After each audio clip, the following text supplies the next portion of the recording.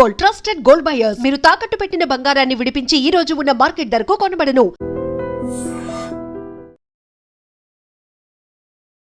నమస్తే, నేను Kavitha. Welcome to I dream news and నిజాలు. ఆర్ఎస్ఎస్ 100 ఏళ్లు కంప్లీట్ చేసుకున్న సందర్భంగా ప్రధానమంత్రి నరేంద్ర మోదీ 100 రూపాయల కాయిన్తో పాటుగా స్పెషల్ పోస్టల్ స్టాంప్ని రిలీజ్ చేశారు. ఆ సందర్భంగా ఆయన చేసినటువంటి వ్యాఖ్యలు భారతదేశంలో డెమోగ్రఫిక్ చేంజెస్ రావడానికి కొన్ని శక్తులు కుట్రలు పన్నుతున్నాయనేది. అయితే దాని గురించి చర్చ జరపకుండా ఆ కాయిన్లో ఉన్నటువంటి భరతమాత చేతిలో కాషాయ ధ్వజం ఎందుకు ఉంది, తిరంగా ఎందుకు లేదు అనేటువంటి చర్చ ఎందుకని మొదలైంది. యాక్చువల్గా మనం దేని గురించి మాట్లాడుకోవాలి, దేన్ని విస్మరించాల్సినటువంటి అవసరం ఉంది. మనతో పాటుగా ఉన్నారు సీనియర్ జర్నలిస్ట్ సురేష్ కొచ్చాతిల్ గారు. సార్ నమస్తే.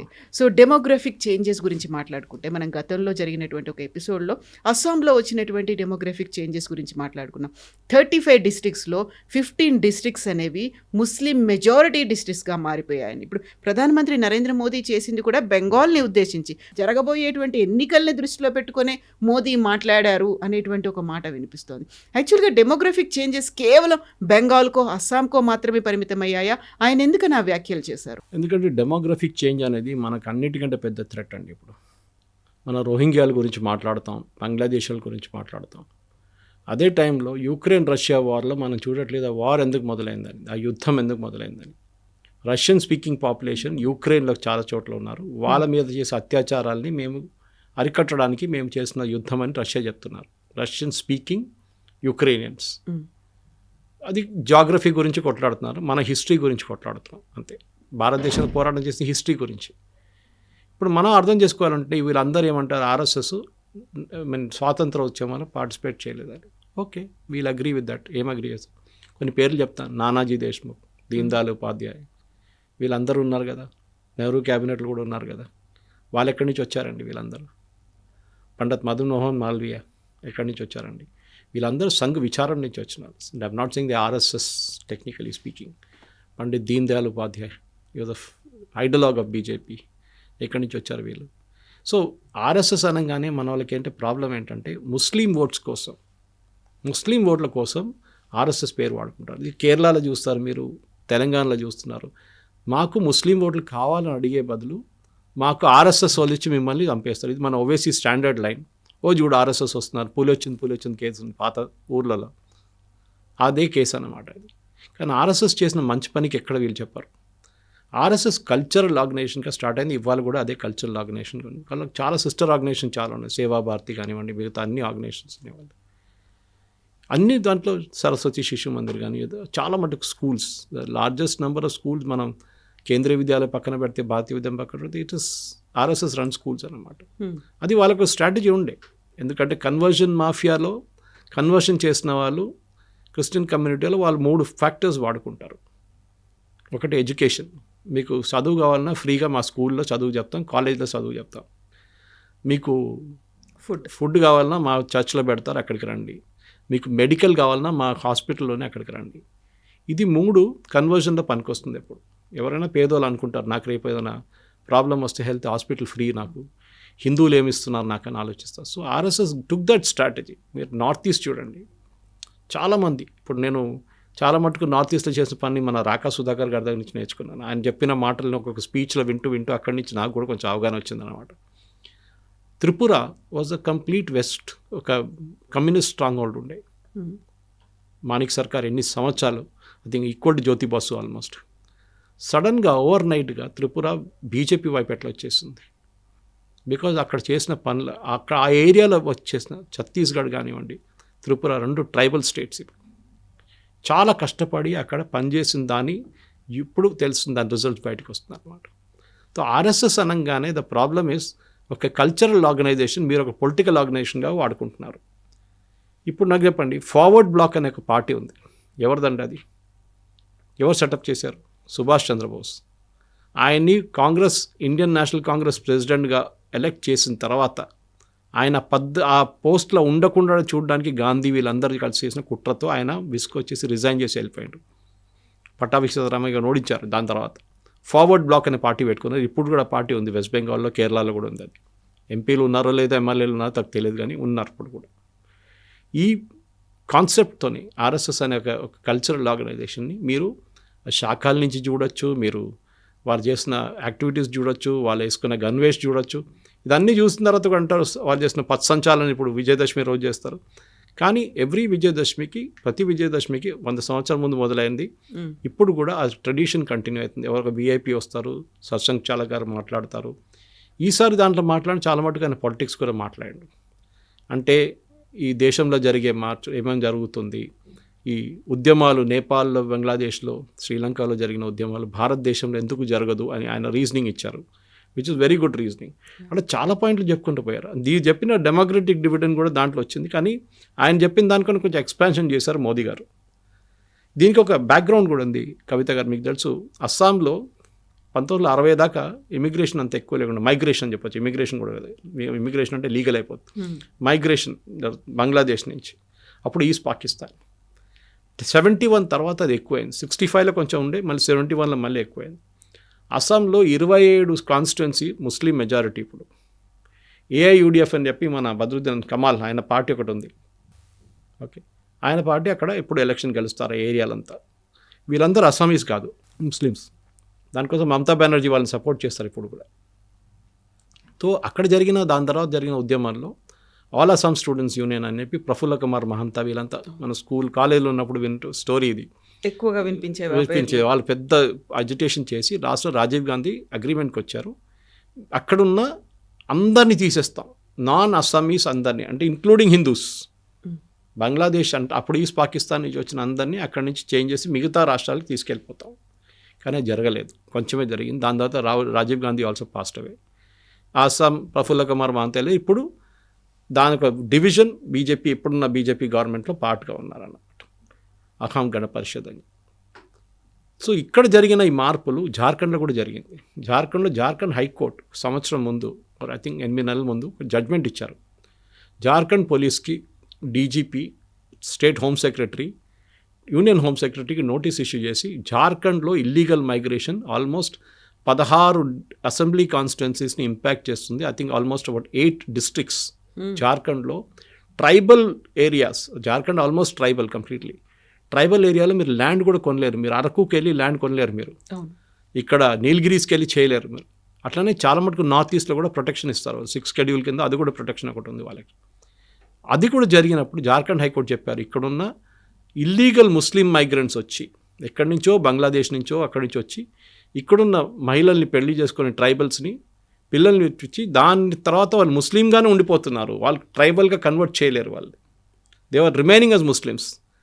అది మీరు మార్చాలి, వీళ్ళందరినీ రిటర్న్ పంపించేసి అని చెప్పి ఆర్డర్ ఇచ్చారు. అది ఇంప్లిమెంట్ అయిందో లేదో తెలియదు. అట్లా చాలా మట్టుకు మార్పులు వచ్చినాయి. ఇప్పుడు మీరు జమ్మూ కాశ్మీర్ తీసుకోండి, అక్కడ రోహింగ్యాలు తీసుకొచ్చి రీసెటిల్ చేశారు కాంగ్రెస్ వాళ్ళు. ఎందుకు వాళ్ళేమనుకున్నారు, ఒకరోజు వీళ్ళు జమ్మూ కాశ్మీర్లో పాపులేషన్లో Jammu is majority Hindu population, అక్కడ ముస్లిమ్స్ తీసుకొచ్చి పెడితే రేపు డెమోగ్రఫీ మారిపోతుంది, మా ముస్లిం ఓట్లు ఎక్కువైతుంది. మీరు చాలా మటుకు భారతదేశంలో ఉన్న కాన్స్టిట్యున్సీలు చూస్తే ఇండిపెండెన్స్ టైం నుంచి ఇప్పటికీ చాలా కాన్స్టిట్యున్సీస్లో ముస్లిం మెజారిటీ అయిపోయారు. అది ఎట్లా జరిగిందంటే వాళ్ళ పాపులేషన్ రైస్ అంతా. ఇప్పుడు మలప్పురం కేరళలో తీసుకోండి, మలప్పురం డిస్ట్రిక్ట్ కేరళలో అన్ని డిస్ట్రిక్ట్స్లో నెగటివ్ గ్రోత్ ఉంది. ఇప్పుడు కాదు, చాలా సంవత్సరాల నుంచి నెగటివ్ గ్రోత్, అంటే బిలో ఫర్టిలిటీ లెవెల్ అంటాం మనం. బిలో ఫర్టిలిటీ అంటే ఒక పుట్టడం కన్నా number of people dying is more than the number of people being born, అట్లా ఆ కాన్సెప్ట్ అనమాట. సో ఫర్టిలిటీ లేవు అంటే పాపులేషన్ తగ్గు వస్తుందని. తమిళనాడు ఆల్సో అచీవ్డ్, ఇప్పుడు తెలంగాణ కూడా అట్లా వస్తుందని. కానీ కొన్ని చోట్ల మనం చూస్తాం పాపులేషన్ చాలా ఎక్కువ ఉంటుంది వాళ్ళది. అది వాళ్ళ డెలిబరేట్ స్ట్రాటజీయో లేకుంటే వాళ్ళు కాంట్రసెప్టివ్స్ని బిలీవ్ చేయరో అది ఉండొచ్చు వాళ్ళ పాపులేషన్. కానీ జరుగుతుంది ఏంటంటే డెమోగ్రఫీ మారిపోతుంది. చాలా మటుకు మన రైట్స్ టైంలో చూసే, ఇప్పుడు కూడా మొన్న కూడా జరిగిన రైట్స్ ఏం చెప్పారు, హమ్ అభి 30 ही है, 30% ये है, जब हम 50% होंगे तो हम दिखाएंगे क्या कर सकते हैं. PFI వాళ్ళ డాక్యుమెంట్ బీహార్లో ఒక రేడ్లో దొరికింది. 2047 కన్నా మేము భారతదేశాన్ని ఒక ఇస్లామిక్ రిపబ్లిక్గా మార్చేస్తాం, మా పాపులేషన్ పెంచడం దాంట్లో స్ట్రాటజీ. దానికోసం ఇప్పుడున్న కొంత ముఖ్యమంత్రులు, స్టాలిన్ కానివ్వండి, హిందువులు కూడా ముగ్గురు పిల్లలు కానివ్వండి మేము మీకు సపోర్ట్ చేస్తాం ఫైనాన్షియలీ అని చెప్తున్నారు. They are also seeing the వాళ్ళు కూడా చూస్తున్నారు, ఆ థ్రెట్ వాళ్ళకి తెలిసిపోయింది. ఇప్పుడు మీరు ఒక టైంలో కూర్గ్ వెళ్తే, కొడగు, అక్కడ మీకు ముస్లిమ్స్ అసలు కనిపించారు. ఐ రిమెంబర్ 10-15 సంవత్సరాల ముందు కొడగుకి వెళ్ళినప్పుడు అక్కడ అస్సలు ముస్లిమ్స్ ఉండరు, చాలా తక్కువ. తర్వాత ఇప్పుడు నేను ఒక 2 సంవత్సరాల ముందు వెళ్ళినప్పుడు కంప్లీట్ మారిపోయింది. అక్కడ మస్జిద్ల మీద మస్జిద్లు కట్టేస్తున్నారు రోడ్ల మీద.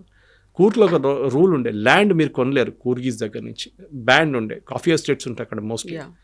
కానీ అది కూడా మార్చేశారు, రూల్ మార్చేశారు. ఇప్పుడు ఏమైందంటే అక్కడ స్లోలీ ముస్లిం మెజారిటీ మారిపోతుంది. అది ఎక్కడి నుంచి వస్తున్నారు? అందరూ కేరళ నుంచి వచ్చారు, నార్దర్న్ కేరళ నుంచి. నార్దర్న్ కేరళ నుంచి ఫస్ట్ కాసర్గోడ్ ఇస్ బార్డర్, దాని తర్వాత మ్యాంగ్లూర్ నుంచి ఉడుపి నుంచి Kodagu. Udupi and Kodagu strong Hindu constituencies. Mangalore Christians చాలామంది ఉన్నారు, కానీ వాళ్ళు టిప్పు సుల్తాన్ చేతిలో వాళ్ళ మీద చేసిన అత్యాచారాలతో వాళ్ళకి ముస్లిమ్స్ అసలు పడదు. టిప్పు సుల్తాన్ చేసిన తప్పులకి ఇప్పుడు కూడా ముస్లిం కాన్స్టిట్యున్సీ ఎవరైనా పెడితే ఓడిపోతారు వాళ్ళు. Your Oscar Fernandes was from there, George Fernandes was from there, Mangalore. వీళ్ళందరూ అక్కడి నుంచి వచ్చారు. సో మ్యాంగ్లూర్ నుంచి మీరు ఉడుపి వైపు వెళ్తారు కదా, Udupi was a very strong, BJP అక్కడి నుంచి గెలుస్తుండే చాలా మటుకు. దాని తర్వాత కొడగు. ఇప్పుడు అక్కడంతా ప్రొఫైల్ అంతా మారిపోయింది. సో మీరు ఒక్క కాన్స్టిట్యున్సీ చూస్తున్నారు. బీహార్లో కిషన్గంజ్ అని చెప్పి ఒక ఏరియా ఉంది, ఒక డిస్ట్రిక్ట్ లాగా ఉంటుంది. అక్కడ 8 కాన్స్టిట్యున్సీలు ఉన్నాయి, అసెంబ్లీ సెగ్మెంట్స్. దాంట్లో 8లో all are having plus population. ఇంకోటి ఆధార్ కార్డ్ మిస్యూస్. ఇదే బంగ్లాదేశ్ వాళ్ళు చేసుకుంటే 20,000 రూపాయలు వచ్చి మీకు ఆధార్ కార్డు వచ్చేస్తుంది. That is upper limit. 5,000 కూడా ఆధార్ కార్డు ఇచ్చేస్తారు. వెస్ట్ బెంగాల్లో పెద్ద ఫ్యాక్టరీ ఉంది, అంది. కేరళలో కూడా ఉంది ఫ్యాక్టరీ ఒకటి, పెర్మావూర్ అని చెప్పి. అక్కడ వీళ్ళేం చేస్తారంటే ఒక అనాలిసిస్ చేసినప్పుడు యుఐడిఐ, unique identification authority of India, 100 మంది ఉంటే ఈ కిషన్గంజ్లో 6 కాన్స్టిట్యున్సీస్ ఆర్ ప్రో ముస్లిమ్స్, అంటే ముస్లిం పాపులేషన్ ఎక్కువ. అక్కడ 100 మంది ఉంటే 140 కార్డులు ఇష్యూ చేశారు. 100 మంది పాపులేషన్ ఉంటే 140% హ్యాస్ క్రాస్ 140%. సాచురేషన్ అంటారు దాన్ని వీళ్ళ లాంగ్వేజ్లో. ఒక్క అసెంబ్లీ సెగ్మెంట్ హిందూ మెజారిటీ ఉంది, అక్కడ 96 ఉన్నాయి. 100 మందికి 96 కార్డులు ఇష్యూ చేశారు. సాచురేషన్ కూడా అచీవ్ కాలేదు, టోటాలిటీ కూడా అచీవ్ కాలేదు. అప్పుడు ఆలోచించండి ఎక్కడెక్కడ మారిపోతుంది ముస్లిం పాపులేషన్ అనేది. చాలా మట్టుకు ఈ స్ట్రాటజీతోనే చేస్తున్నారు, ప్రొఫైల్ మారిపోతుంది. దాని గురించి మోదీ గారు మాట్లాడారు.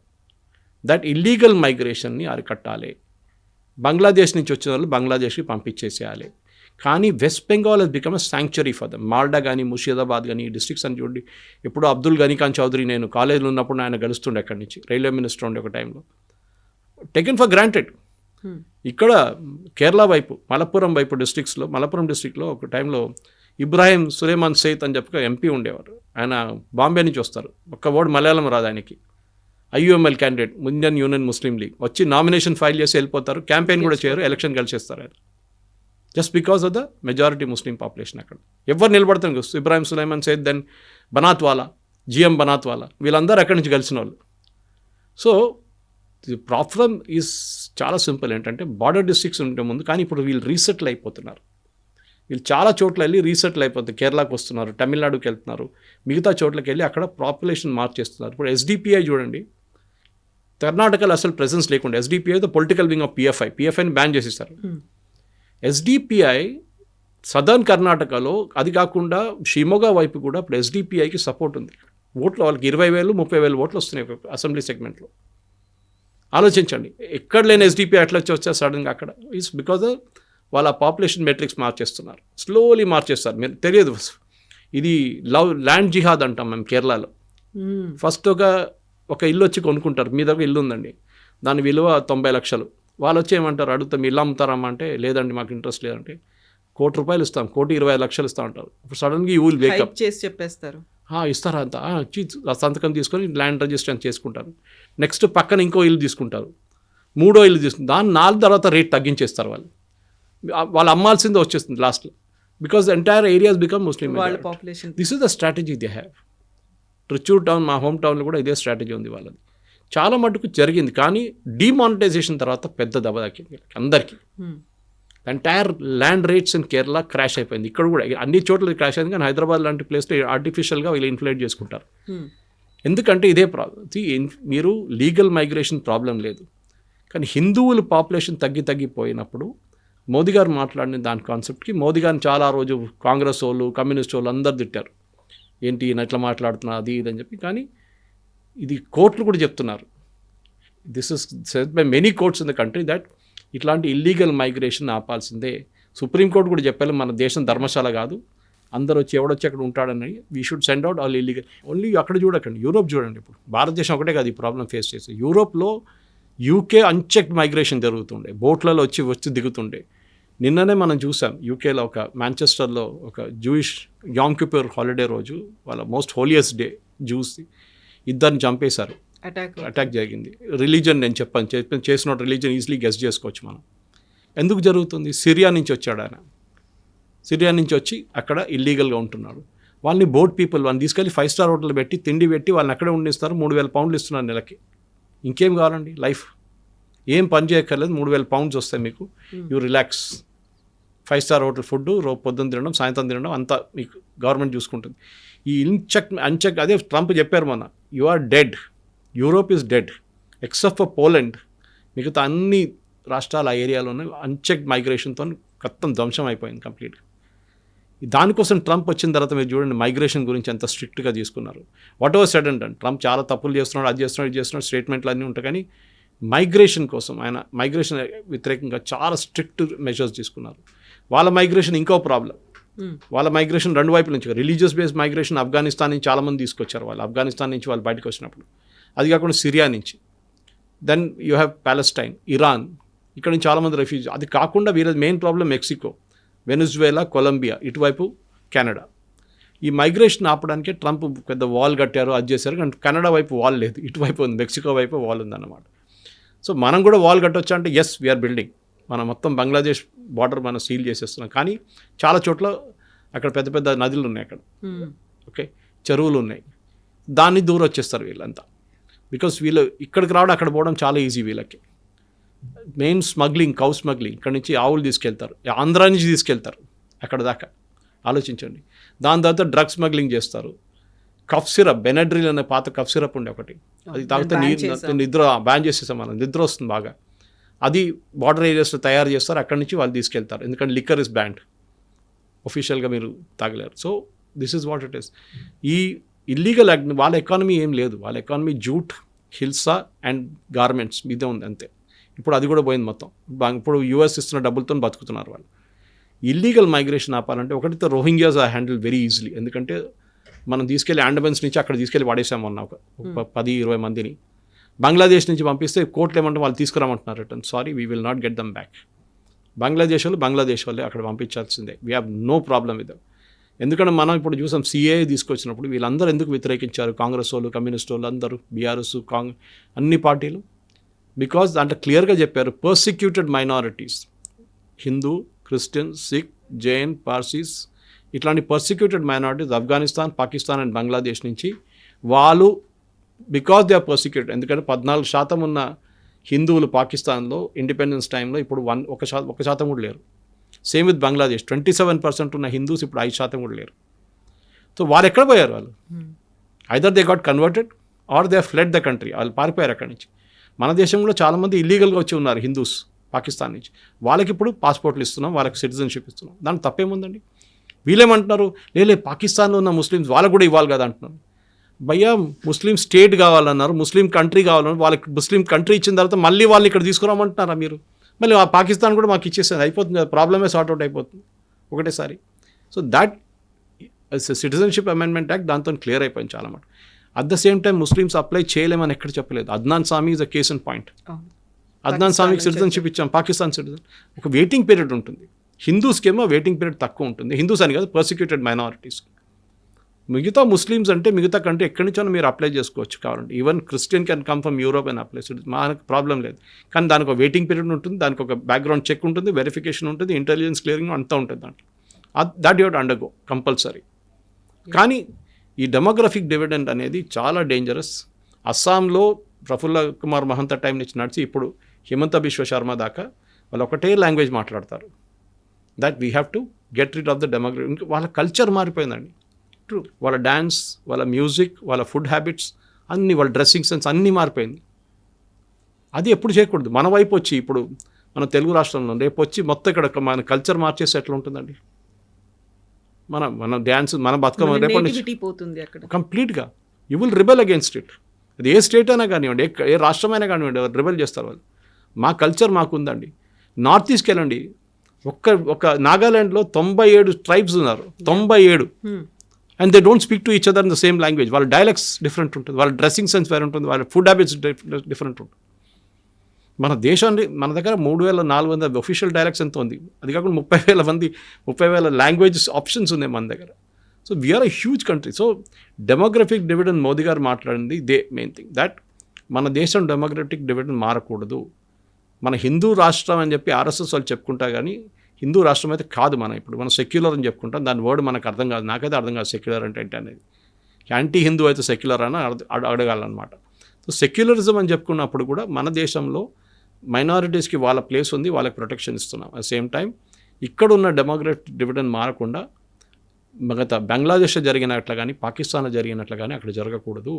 మన దేశంలో ఇట్ విల్ బీ డెఫినెట్లీ ఒక అట్లీస్ట్ ఫర్ నెక్స్ట్ 300 years హిందూసే మెజారిటీలు ఉంటారు, అది డౌట్ లేదు దాంట్లో. కానీ పాపులేషన్ తగ్గి వస్తుంది. అన్చెక్డ్ మైగ్రేషన్ ఉంటే బంగ్లాదేశ్ నుంచి పాకిస్తాన్ నుంచి మనకు ప్రాబ్లం, అది మనం అడ్డుకోవాలి. ఎట్లయినా పాకిస్తాన్ నుంచి మనకు పెద్ద ప్రాబ్లం లేదు మైగ్రేషన్ది. Problem is mainly with Bangladesh. Population చాలా ఎక్కువైపోతుంది, వాళ్ళ దగ్గర న్యాచురల్ రిసోర్సెస్ లేదు, వాళ్ళ దగ్గర డబ్బులు లేవు. సో మన వైపు వచ్చేస్తున్నారు. ఇక్కడ వచ్చి ఏదేదో పనులు చేసుకుంటా, ఇక్కడ కాకుండా తమిళనాడుకి వెళ్తారు, కేరళకి వెళ్తారు, అక్కడ అన్నీ కనిపిస్తారు మీకు బంగ్లాదేశ్. వాళ్ళ లాంగ్వేజ్ డిఫరెంట్, వాళ్ళ భాష మాట్లాడతారు, బంగ్లా మాట్లాడతారు వాళ్ళు. You can easily make out Bangladeshi. వాళ్ళ డ్రెస్సింగ్ సెన్స్ ఒకటి ఉంటుంది, నెక్స్ట్ వాళ్ళ లాంగ్వేజ్ తెలిసిపోతుంది మీకు. ఇది బంగ్లా మాట్లాడే వాళ్ళకి రాదు బంగ్లా, వాళ్ళు భాష మాట్లాడతారు, వాళ్ళ లాంగ్వేజ్ భాష అంటారు దాన్ని. సో వాళ్ళని డెఫినెట్గా బంగ్లాదేశ్ వాళ్ళని ఇక్కడ ఉంచుకోకూడదు, that's no doubt in that. అది యూనియన్ గవర్నమెంట్ కూడా చాలా కట్టుబడి ఉన్నారు, దాన్ని పంపించాల్సింది. లేకుంటే మనం ఒక యూకే లాగా తయారైపోతాం. యూకేలో ఇప్పుడున్న పరిస్థితి చూడండి, it is a very very pathetic state. And as JD Vance చెప్పినప్పుడు ఒకసారి, UK will be the first Islamic country with a nuclear bomb అన్నారు. అండ్ దట్ ఈస్ జరుగుతుంది యూకేలో. మన దగ్గర అట్లా జరగకూడదు. ఇక్కడున్న ప్రజలకు కూడా దాని రెస్పాన్సిబిలిటీ ఉంది డెఫినెట్. సో మోదీ చాలా క్లియర్గా మాట్లాడింది అది ఇల్లీగల్ మైగ్రెంట్స్ గురించి మాట్లాడారు తప్ప ఇమ్మిగ్రేటర్ ఎవరైతే ఉన్నారో, లీగల్గా ఇమ్మిగ్రేట్ అయ్యి వచ్చిన వాళ్ళు ఉన్నారో వాళ్ళ గురించి కాదు, ఇక్కడ ఉన్నటువంటి మైనారిటీల గురించి కాదు. బట్ ఆ డెమోగ్రఫిక్ చేంజెస్ గురించి మాట్లాడకుండా ఆ నాణం మీదనో లేకుంటే ఆ స్టాంప్ మీదనో ఉన్నటువంటి భరతమాత, వరద ముద్ర చేతిలో ఉన్నటువంటి భరతమాత చేతిలో ఒక ట్రై కలర్ని కాకుండా కాషాయ ధ్వజాన్ని ఎందుకు పెట్టారు? ఎట్ ద సేమ్ టైం 1963లో పరేడ్లో పాల్గొన్నటువంటి కరసేవకులు లేకుంటే ఆర్ఎస్ఎస్ స్వయం సేవకులను మాత్రమే పెట్టినప్పుడు అప్పుడు ఎందుకుమని కాషాయ ధ్వజం మాత్రమే ఉంది? ఒక్కొక్క రిలీజియన్కి ఒక్కొక్క జెండా ఉంటుందండి, ఒక్కొక్క ఆర్గనైజేషన్కి ఒక జెండా ఉంటుంది. ఇండియన్ యూనియన్ ముస్లిం లీగ్ ఒక జెండా ఉంటుంది. ఇక్కడున్న ఇస్లామిక్ ఆర్గనైజేషన్ ఒక మస్జిద్ మీద మీకు ఒక జెండా కనిపిస్తుంది. ఒక్కొక్క స్వామిలు మట్టుల వాళ్ళ దగ్గర వాళ్ళ జెండాలు ఉంటుంది. కొన్ని దాంట్లో సూర్య కనిపిస్తుంది, కొన్ని దాంట్లో ఆంజనేయుడు కనిపిస్తారు, అన్నిటికీ ఒక ధ్వజం ఉంటుంది. ఉండదా? మహాభారత వార్ స్టార్ట్ అయినప్పుడు ఆంజనేయుడు ఉన్నాడు ధ్వజం. చెప్పండి, మహాభారతానికి రామాయణంకి కనెక్షన్ ఏముందండి? ఇప్పుడు ఆంజనేయ కమ్స్ ఫ్రమ్ రామాయణం, ఇది మహాభారతం. కనెక్షన్ ఎక్కడి నుంచి వచ్చిందండి? ఇది పెద్ద డిబేట్. నేను ఒకసారి ఒక రిలీజియస్ స్కాలర్ దగ్గర ఆయన చాలా ఎక్స్ప్లెనేషన్ ఇచ్చాడు. కానీ సింబలిజం అని ఉంటుంది మన దగ్గర, సింబలిజం ఇంపార్టెంట్. అది హనుమంతుడు ఎట్లా వచ్చిందో ధ్వజం మీద, అది డిఫరెంట్ కాంటెక్స్ట్, కానీ సింబలిజం ఉంది అక్కడ కూడా. అదే ధ్వజం కదా, కలర్. సో ఆర్ఎస్ఎస్ భారత మాత అని వాళ్ళ ఒక కాన్సెప్ట్ ఉంది ఒకటి. అది మీరు జ్యోతి ప్రజ్వలన చేస్తున్నప్పుడు కూడా ఆర్ఎస్ఎస్ ఏ ఫంక్షన్ అయినా కానీ ఆ టైంలో కూడా భారత మాత అదే ఉంటుంది. ఇది పెద్ద కాంట్రవర్సీ కేరళలో జరిగింది మొన్న ఒక 2 నెలల ముందు. అక్కడ ఉన్న గవర్నర్ రాజశేఖర్ ఆయన ఫంక్షన్లో రాజ్భవన్లో భారత్ మాతది పెట్టి చేస్తే కేరళ మినిస్టర్స్ దిగి వెళ్ళిపోయారు వాళ్ళు. అంటే వాళ్ళకి స్టాలిన్ ఫోటో పెడితే, మావో ఫోటో పెడితే, లెనిన్ ఫోటో పెడితే ప్రాబ్లం లేదు, కానీ భారతమాత ఫోటో పెట్టకూడదు. ఓకే, మీరు అడిగిన ప్రశ్నకి ఈ జెండా ఏముందంటే అది వాళ్ళ సింబల్, వాళ్ళ ఆర్గనైజేషన్ కల్చరల్ సింబల్ అది. దాన్ని మార్చి మళ్ళీ మీరు ట్రై కలర్ పెట్టమంటే రేపు అదే అడుగుతారు, వీళ్ళకి ఎంత అథారిటీ ఇచ్చారు ట్రై కలర్ పట్టుకోవడానికి? ట్రై కలర్ మన నేషనల్ ఫ్లాగ్ కదా, ఆర్ఎస్ఎస్ వాళ్ళకి ఎట్లా ఇస్తారు? అది ఇంకా ఉల్టా డైలాగ్ ఉంటుంది అప్పుడు. ఇన్ఫ్యాక్ట్ 91 మీకు తెలుసు, మన ఇంట్లో కూడా మన జెండా పెట్టుకోలేని పరిస్థితి ఉన్నది, except for August 15th and January 26th and October 2nd. మిగతా ఏ రోజులో మీరు ఇంట్లో జెండా పెట్టుకోకూడదు, మీ కంపెనీలో కూడా జెండాలు ఎగిరియకూడదు. కానీ నవీన్ జిందల్ కేసులో సుప్రీంకోర్టు ఇచ్చిన జడ్జ్మెంట్ తర్వాతనే జెండా మనం యూజ్ చేసుకోవచ్చు, కామన్ పర్సన్ కూడా అని చెప్పేసి. అది కాకుండా ఇప్పుడు ఆర్ఎస్ఎస్ వాళ్ళది వాళ్ళ కల్చర్, అది వాళ్ళ కాయిన్ వాళ్ళ మీద రిలీజ్ చేస్తున్నారు, కాంగ్రెస్ వాళ్ళ మీద కాదు కదా. ఇప్పుడు చెప్పండి, ఇప్పుడు కాంగ్రెస్ వాళ్ళు వాళ్ళకి రేపు కాయిన్ రిలీజ్ చేస్తారు. ఎన్ని సంవత్సరాలు ఐనీ బేసెంట్ సెటప్ చేసినప్పుడు, ఏఓ హ్యూమ్ సెటప్ చేసినప్పటి నుంచి కాయిన్ సెటప్ చేసి రిలీజ్ చేస్తారు. అప్పుడు దాంట్లో నేషనల్ ట్రై కలర్ పెడతారండి. Hmm. కాంగ్రెస్ Initial గా జెండాని ఏదైతే పెడతాం, ఉందో చర్కా వాళ్ళ జెండాని పెడతాం కదా ఆ టైంలో. ఎందుకు? వాళ్ళ జెండా ఉండే ఆ టైంలో అది. సో మీరు కంపల్సరీగా భారత్ మాత కూడా జెండా పెట్టుకోవాలంటే సింబలిజం కనుక పెట్టుకోవచ్చు రేపు, కానీ వాళ్ళ కాషాయ జెండం అనేది ఒక హిందూ సైన్, హిందూ ఐకాన్ అది. ఆర్ఎస్ఎస్ వాళ్ళు దాన్ని యూజ్ చేస్తారు. వాళ్ళ దాంట్లో జెండా చాలా ఇంపార్టెంట్ వాళ్ళ సెరమనీలో. అది శాఖ ఉండొచ్చు, బయటకు ఉండొచ్చు, ఏమైనా ఉండొచ్చు. దాన్నింటిలో జెండా వాళ్ళది ఒక సింబల్ లాగా ఉంటుంది, ముందే ఉంటుంది అది ఎప్పుడైనా. గురు పూర్ణిమ రోజు కూడా ఉంటుంది అది. చాలా ఇంపార్టెంట్. సో ఆ జెండాని యూజ్ చేసాం కాయిన్లు అంటే ఇట్స్ కరెక్ట్. అక్కడ మనం రీప్లేస్ ఏం చేయమంటారు? కమ్యూనిస్ట్ వాళ్ళు జెండా పట్టుకోమంటారా? కాదు కదా. We cannot do that. రేపు కమ్యూనిస్ట్ వాళ్ళది 100 years అని చెప్పి ఒక పెట్టుకుందాం ఫర్ ఎగ్జాంపుల్. అక్కడ మీరు దాని బదులు నేషనల్ ఫ్లాగ్ పెట్టుకుంటే కమ్యూనిస్ట్ వాళ్ళు అగ్రీ చేస్తారు? కాదు. వాళ్ళ రెడ్ జెండా ఒకటి ఉండాలంటారు వాళ్ళు. అదే కదా వాళ్ళది, లాల్ జెండా. 1991 జిందాల్ కేసుకి సంబంధించి అప్పుడు వాళ్ళ ఓన్ ఫ్లాగ్ పెట్టుకోకూడదు అన్నప్పుడు మాత్రమే తిరంగా అనేది వచ్చింది. తిరంగాని కూడా ఆర్ఎస్ఎస్ అప్పటిదాకా యూజ్ చేయలేదు. బట్ ఇక్కడే ఒక కాంట్రాస్ట్ స్టేట్మెంట్ అనేది కూడా కనిపిస్తుంది. దే పార్టిసిపేటెడ్ ఇన్ ఫ్రీడమ్ స్ట్రగుల్లో పార్టిసిపేట్ చేసినటువంటి ఆర్ఎస్ఎస్ ఎందుకని తిరంగాని 1991 వరకు పెట్టుకోలేదు? ఇప్పుడు వాళ్ళు నిజంగా రెస్పెక్ట్ అనేది ఉంది, వాళ్ళ ఆ ఉద్యమంలో పార్టిసిపేట్ చేశారు, స్వాతంత్ర సంగ్రామంలో ఉన్నారు అనుకున్నప్పుడు రెస్పెక్ట్ అనేది ఎందుకు ఇవ్వలేదు అనేది. ఆర్ఎస్ఎస్ వాళ్ళ పాయింట్ ఆఫ్ వ్యూ, ఆర్ఎస్ఎస్ వాళ్ళు మాట్లాడాలండి. I cannot speak for them. Not official representative like Sunil Ambedkar లేకుంటే మిగతా ఎవరో, కానీ నేను మాట్లాడలేను. కానీ నా ఒక పర్స్పెక్టివ్, నాకు తెలిసిన మటుకు వాళ్ళు ఆ 1991 దాకా ఒక రెస్ట్రిక్షన్ ఉండే, ఎవరైనా కానివ్వండి we cannot file a flag. సరే మీరు అడగొచ్చు August 15th ఎందుకు ఫ్లై చేయట్లేదు అని చెప్పి. So good point of view. మన ఓవైసీ దగ్గర అడగలేదు మీరు ఈ ప్రశ్న? ఓవైసీ మీరు ఎప్పుడైనా నేషనల్ ఫ్లాగ్ ఇప్పుడు స్టార్ట్ చేశాడు 2 సంవత్సరాల ముందు. దానికన్నా ముందు సుల్తాన్ సలావుద్దీన్ ఓవైసీ ఉన్నప్పుడు, అప్పుడు ఆయన ఫాదర్ ఉన్నప్పుడు, కానీ ఇప్పుడు అసదుద్దీన్ ఓవైసీ ఉన్నప్పుడు వీళ్ళు ఎప్పుడైనా తిరంగా ఎప్పుడైనా చూసారా ఫ్లై చేస్తున్నది? చేయరు వాళ్ళు. That is their logic. వాళ్ళ లాజిక్ అలాగుంటుంది. వాళ్ళ రిలీజియస్ ఫ్లాగ్ వాళ్ళకు ఉంటుంది. ఎవరు అడగట్లేదు. ఆర్ఎస్ఎస్ వాళ్ళది ఆర్ఎస్ఎస్ వాళ్ళ దగ్గర అడగాల్సి వస్తుంది. That you will get an official representative to give a statement for that. My perspective is వాళ్ళకున్న ఆ టైంలో ఉన్న రెస్ట్రిక్షన్స్ వాళ్ళు అట్లనే పాటించారు. దాని తర్వాత వాళ్ళు చేస్తారా చేయరు అనేది that is up to the organization, that is up to the Sarsanghchalak. వాళ్ళ డిసిషన్ వాళ్ళకు ఉంటుంది. కానీ ఒక జెండా పట్టుకుంటేనే అవుతుందా అని చెప్తే, మీరు సిఏ అజిటేషన్లో కానివ్వండి, ఇక్కడ ఢిల్లీ రైట్స్ల టైంలో కానివ్వండి, అందరూ జెండా పట్టుకొని రాళ్ళు విసిరారు. అప్పుడు వాళ్ళు ఎవరండి? ఈ షర్జీల్ ఇమాము ఇంకా వీళ్ళందరూ. అంటే జెండా పట్టుకొని అయిపోతుంది అంతా. జెండా స్టేడియంలో కూడా పట్టుకుంటారు మ్యాచ్ జరుగుతున్నప్పుడు, క్రికెట్ మ్యాచ్ జరుగుతున్నప్పుడు. అదే టైంలో రాళ్ళు విసిరుస్తున్న వీళ్ళందరూ షర్జీల్ ఇమాం లాంటి వాళ్ళు, ఢిల్లీ రైట్స్లో పార్టిసిపేట్ చేసిన వాళ్ళందరూ వాళ్ళు కూడా తీసుకున్నారు కదా.